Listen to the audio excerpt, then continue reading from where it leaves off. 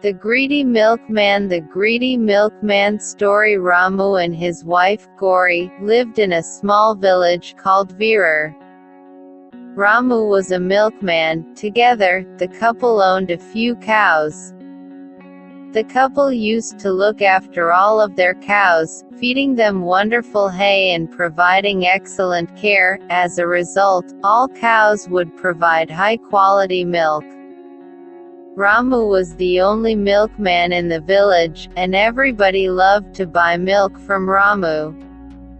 Ramu and Gauri were well off and lived a pleasant life, but Ramu was dissatisfied. He dreamt of having a large house and nice clothes.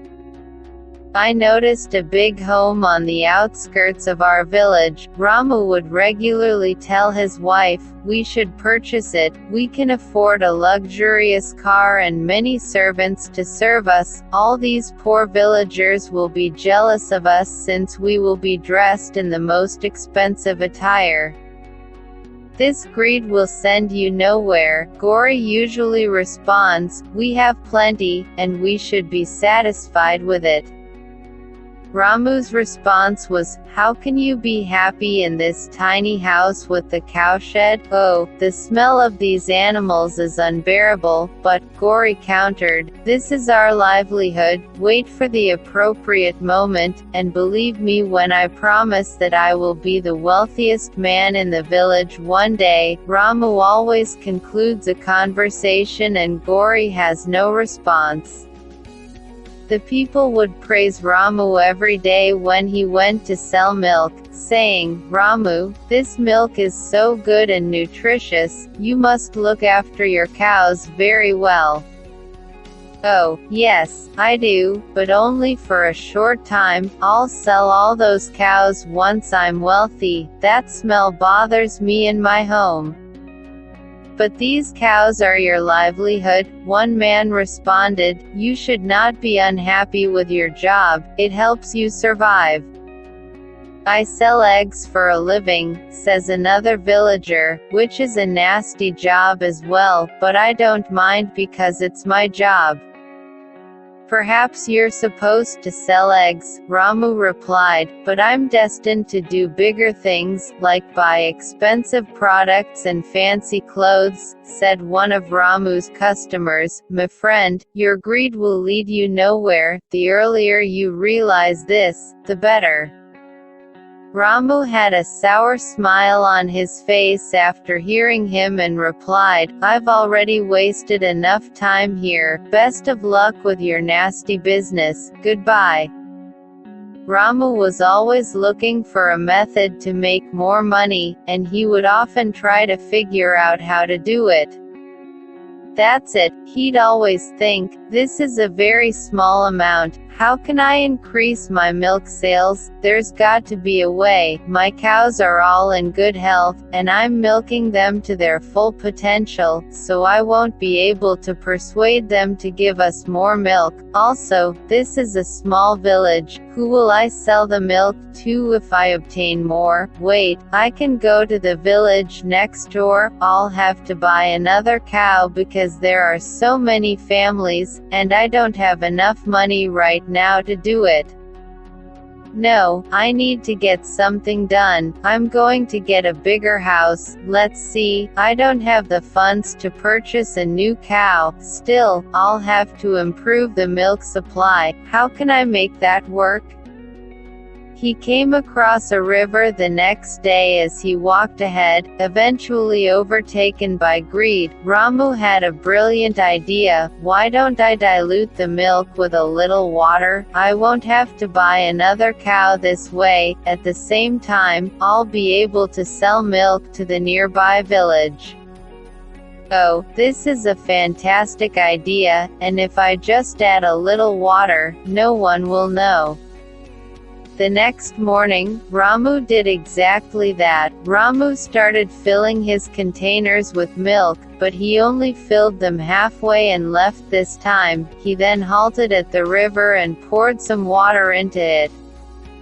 The villagers happily bought milk from Ramu as usual, as they had done in the past, and paid him the same amount. More milk was left with Ramu due to the increased water, which he sold in the next village. Ramu was happy that night. This was fantastic. If I keep going like this, I'll be wealthy, and he was correct. Days passed, and Ramu had grown wealthier than he had been previously. He bought himself a car and renovated his home. He was so used to diluting the milk with water that he didn't consider purchasing another cow. As demand for milk grew, so did the amount of water in it, and this cycle continued for several weeks. He turned into a greedy milkman. Villagers began to hear rumors about the new watery milk in the village and wanted to know the truth. "What's the matter, Ramu?" shouted a few villagers outside Ramu's house. "We've had some issues with the milk you sell, which tastes like water." "You have no right to say that," Ramu replied. "See, Ramu, we don't pay for water, we pay for milk. You can't fool us any longer." Ramu was screamed at by one of the villagers.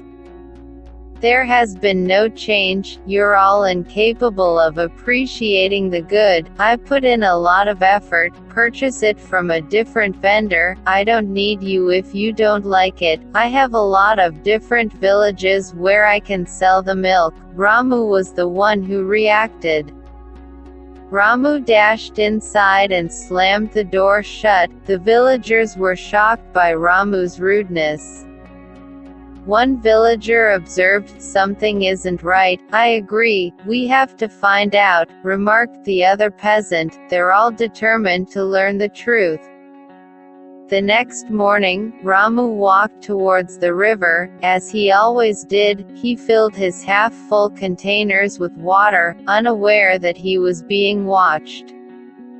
How dare he fill his container with water? This is how he accumulates wealth. Despite having the same number of cows, he sells milk to many families.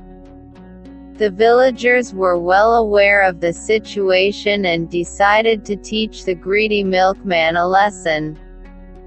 Gauri went to the market the next day to buy pulses, and when Ramu returned from work, they sat down for dinner. "Huh, what is this?" he exclaimed to his wife. "Did you forget to add the pulses? There is nothing but stone. I suppose the dealer sold you all of the stones and pulses simultaneously. How dare he? I will go see him tomorrow." Ramu and Gauri went to bed on an empty stomach that night. Ramu went to the vendor the next morning. "What exactly did you try to sell us? We didn't have to pay for stones. Instead, we had to pay for pulses. If you don't like it, go buy it somewhere else. I don't need you," the vendor replied. Ramu angrily went back home. After a while, he went out to get a dozen eggs. When he returned home and attempted to crack them, he discovered 10 of the 12 eggs were rocks. He was furious, and he confronted the merchant, asking, "What did you sell me? I paid for eggs, not for rocks, the same way that we paid for milk and not for water. If you don't like it, go buy it somewhere else. I don't need you." This vendor also replied the same way.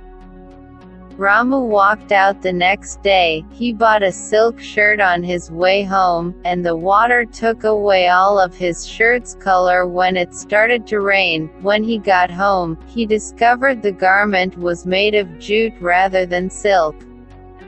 This carried on for a few days, with Ramu returning home with something different every time he went out to buy something. "I'm fed up with this. Why can't they sell us the right product? They're fooling us, and it's not right." Ramu was so obsessed with himself and his selfishness that he failed to notice that he had done the same thing to others. Even the surrounding villages began to protest over time, and everyone stopped buying milk from Ramu.